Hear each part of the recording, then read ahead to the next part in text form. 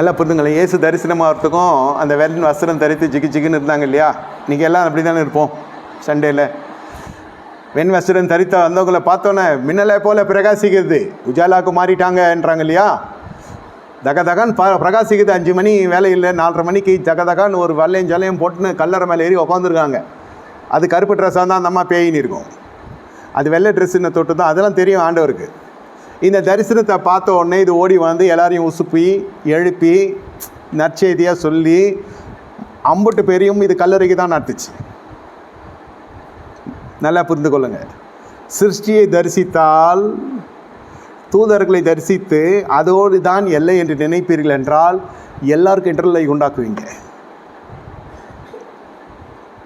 நீங்கள் தெய்வத்தை தரிசிப்பீர்கள் என்றால் கர்த்தருடைய வார்த்தையின்படியே நீங்கள் நடத்தப்படுவீங்க. தரிசனத்தில் இருக்கிற ரகசியம் சொல்கிறேன்.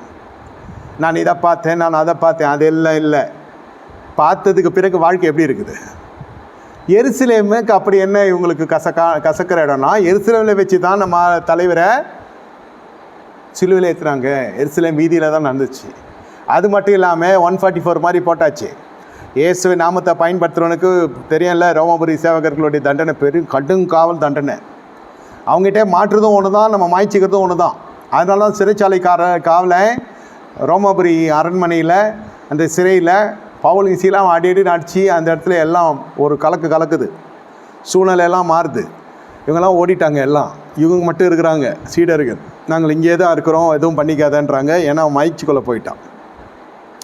மேலாட்டில் மாட்டினா அதை விட ஒரு பனிஷ்மெண்ட் வேறு எதுவுமே கிடையாது. அதுக்கு செத்தாலே நலமாக இருக்கும். நோய் கொடுத்து செத்து போயிடுவான்.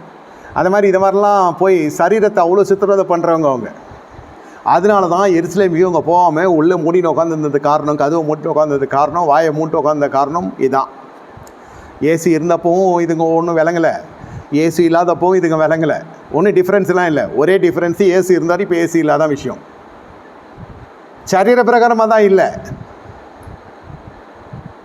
ஏதாவது டெவலப் பண்ணியாயா? 3 வருஷம் அவர் கூட இருந்தியே, ஒரு பேய் ஓட்டுவியா?